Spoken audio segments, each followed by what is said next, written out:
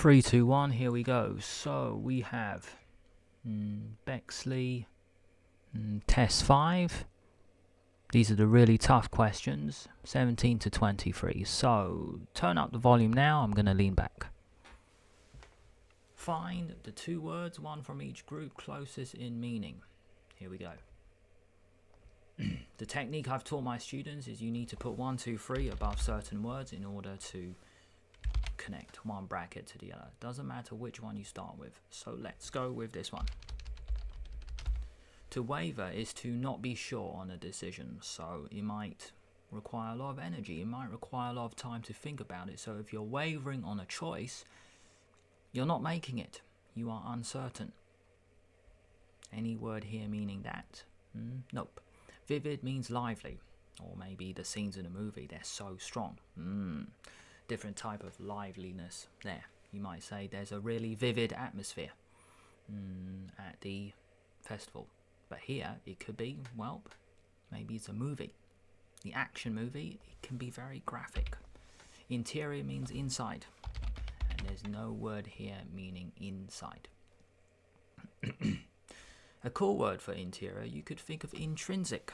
So this is, let's say, the real reason you want to do something. So sometimes you might think, well, the real reason I want to read this book is because of an intrinsic reason. I really want to learn as much as I can from this text. So there we go, we have our connection, vivid and graphic. To covet something is to really want it, to desire. So I hope when you are watching along this video, you will be taking notes. And stalwart means you're really loyal. Next, question 18, we do it the same way. We look at the bracket and we choose one of them. So let's go with this one. 1, 2, 3. To meander is to wander about. So any word meaning wandering? No. Jovial means happy. You can put to wander here. Only write the words down if they're new for you. If they are not new, just listen along, see how I think about these questions. Oh yeah, I should have said every single question you can always pause before I start talking, then unpause the video and then see how I think about it. Right, number 2, jovial. Any word here meaning happy? Yeah, the last one, genial. And stingy means being tight with your money. So you are not generous. So it would have been that if it was an opposite question, but remember guys, look at the top, this is a closest in meaning, so it's not that connection. So the answer will be jovial and genial. Genetic means, well, it's part of your DNA, so it could be,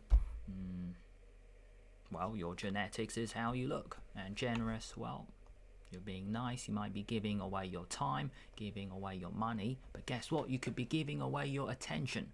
I guess time and attention are so close. If somebody is talking to you, you want them to be fully focused on what you have to say. You are giving them your time, attention, but also your energy. So you're being nice, really. Put charitable. Next, 19. Okay, it's really bright now. What time is it? 1:39 a.m. on Sunday the 25th of August. It's so bright, I'm going to wear my glasses. Right, here we go. 19. Now, same thing, we need to pick a bracket. 1, 2, 3. A melee is a fight. Any word here meaning fight? Well, if there's a couple new words, it's okay.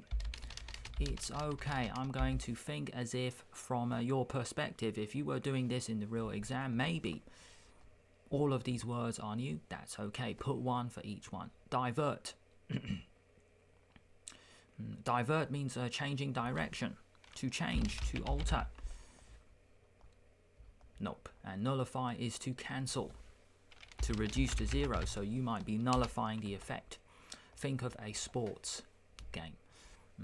If we pick football, then let's say 3 attackers are now on the field. So to nullify it, to cancel it out, then you might put on 3 defenders to cancel the threat, to nullify. That's the part. Write it with me. If it is new, put 0. Okay, there we go. So if this is a new one, well, it's time to guess, but I know each word. So a melee is a fight. Let's go with fracas. Fraught, you are stressed. You might be fraught with worry. You're just stressed. You're covered with it. You're just thinking about it. Not really nice. So fraught. Let me make it a bit better. I'm going to use Google to save me. I'm going to give an example. One moment. Using Google to save me here. So how do we find the meanings of these words really quickly? Go into Google, fraught, and you type in the word and then meaning next to it, and it spits it out really. It just gives you the answer straight away, and you can always press the microphone button. That's what I do when I'm teaching my students. So here,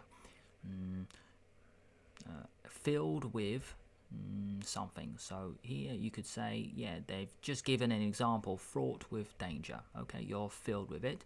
And this was the other bit. There was a fraught silence. Yeah, if people are feeling worried. So really, we've got two different types of adjectives. So it doesn't really sound like a nice word. Okay, let's just reverse all that. Let's just go all here. And then there was one more here. Fracas is fight, and facilitate, well, is to allow to happen. So imagine there could be a sports event. Teachers are making sure it will happen. Sports day might be a wonderful event once a year at school. So the teachers are facilitating it. They are allowing it. They are creating it. Making it happen. Next. Now we got questions 20, 1, 2, and 3. So 4 more questions. Let's go. We're 6 minutes in. Yeah, let's hurry up. Question 20. Same technique. So let's pick the first bracket. Yes. Closest in meaning. Notion means idea. You can put concept next to it as well. Any word here meaning idea? No. Slothful means lazy. Any word meaning you're idle, you're passive? Nope. Infamy means famous for a bad reason. You can put an adjective nearby. Infamous. And if we look at one of these words, this is also famous for a bad reason. Notorious. Think of criminals or thieves. You've heard of them on the news, but the only reason is because they have done something wrong, so they appear on the news, but now they're famous, but it's for a bad reason. So put it there. Notoriety even looks like it. Rebuttal, that means refutation. Google to save me. An instance of rebutting evidence. So a refutation, it is a noun. That means just going against what somebody said.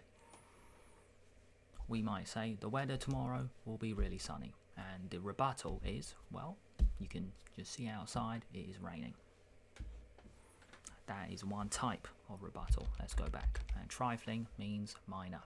It means easy. No, it means minor. So a trifling matter, well, people might be talking about something that is not important. Next, 21. Let me get rid of this just to help us a bit. Let me put grey. Still too bright. Let's hurry up. What time is it? It is 1:46 a.m. Here we go. Let's go here. Nah, I don't need this bit. Let's just go up. Right, here we go. Which bracket should I choose? Well, some difficult words here. I'm going to go with the second bracket this time. The second bracket this time, just to mix it up. 1, 2, 3. Now, virulent, this is one reason I wanted to go for it. Because in the real exam, you'll come across words you don't know. It's okay. Virulent, because we don't know, it might match up with all of them. I'm going to use Google just to help me a bit, to save me. Maybe not, because I know enough words. Retract means to go back. To go back. No, there's no word here meaning retreating. You can put that nearby, retreat. It starts with RE at the front, which means to do something again. Like replay. To do again. And dependable, yeah, I am counting on someone. Okay, so maybe one of these words means to count, to trust someone. So there we go. If it's a new word, it's okay. It is okay. Part of this is, you won't know every word. Dependable and staunch. So I'm going to Google it just to make sure. To deploy is to set up. You might deploy certain people in your group. So then they have different roles. To set them up. To position them. Imagine if it was a sports game. The manager will deploy one player here, one player there. I'm positioning them. I'm deploying them. Fickle means it will last a short amount of time. Let me quickly Google that. Virulent, it looks like virus at the front, so it's probably a nasty word. Let's have a look. We're 10 minutes in, let's hurry up. So fickle, yeah, I was correct. Here is Google to help me. Changing frequently, especially as regards one's loyalties. Oh gosh. So you're just changing position. Okay, that's a new word for me. So maybe, let's say one person might support one football team, but guess what? They start losing and then they support another football team. I think those types of people are called glory hunters. Got to stay loyal to your football team or sports team. So it looks like, yeah, we're just changing about. Disloyal, there we go. So it's changing, but you're not really focused. You're not staying with one side. Doesn't actually sound like that nicer word. Okay, next one to show. Virulent. Here it is. It means poisonous. So a really nasty word. You can put these next by, put toxic, put deadly, and lethal and fatal. Yeah. Both are very strong words. Some things in life, they are poisonous, so virulent.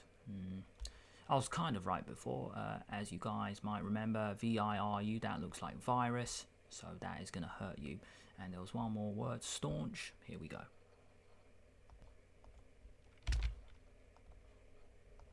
Staunch. I said it before. Loyal. A staunch supporter of an activity. Stalwart, didn't we have that before? Question 17, I think so. And I mentioned loyal there. Good. Committed, put it. Just write these words if they're new for you or they're quite nice to write.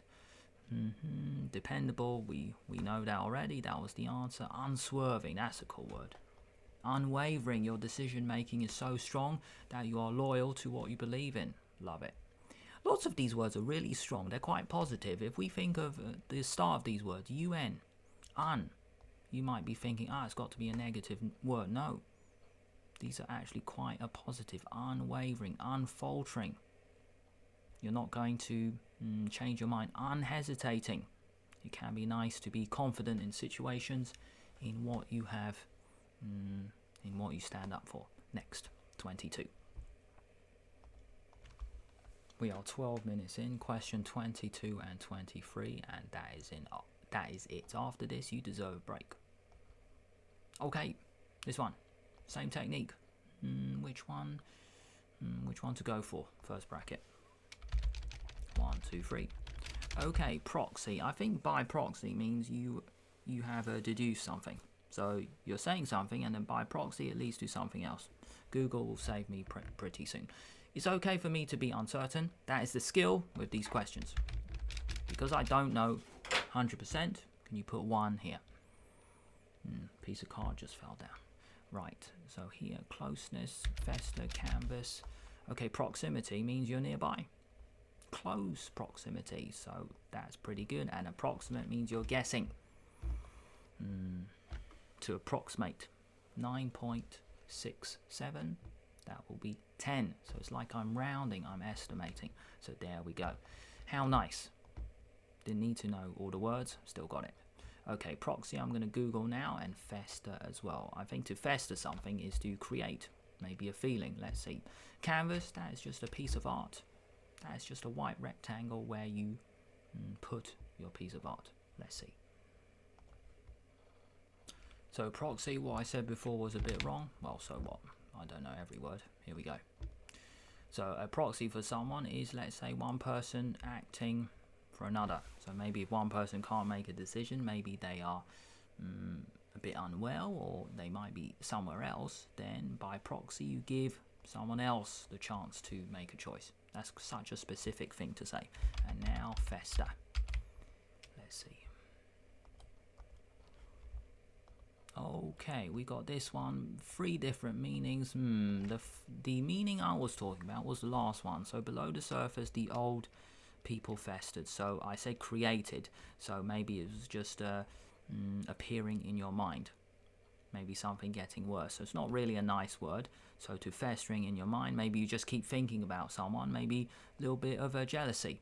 And maybe one more meaning, I developed a sore that festered badly. So this is, yeah, it's not a nice word at all, but they have put it in. You developed an illness and it got a bit worse. So there we go. I think it is the bottom one. Okay, almost done, guys. Almost done. Question 23. Last one, that's it. We're 15 minutes in. Let's hurry up. Okay, here. Which bracket to go for this time?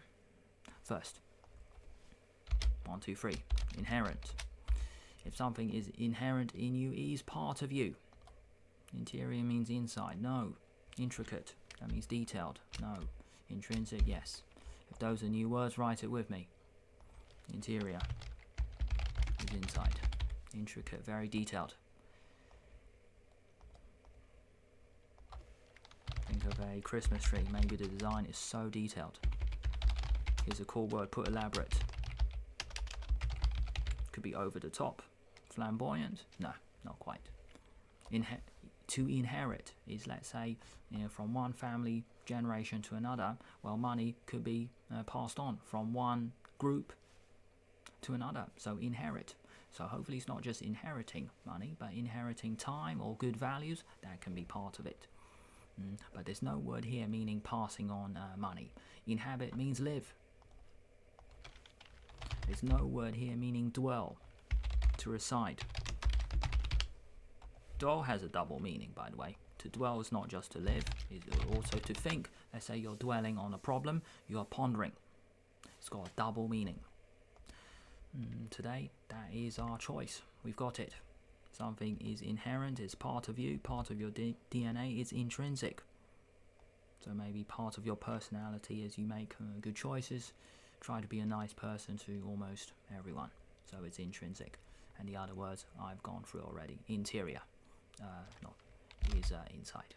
We said that already. Okay, I think that's it. 17 minutes, job done. Right, same process. Top corner. Top corner, guys, it will be a suitable verbal reasoning vocab video. And in the bottom left corner, probably a different vocab video or just another really suitable one on this channel. You deserve a reward. Okay, give yourself a break. You've learned so many new words, good stuff.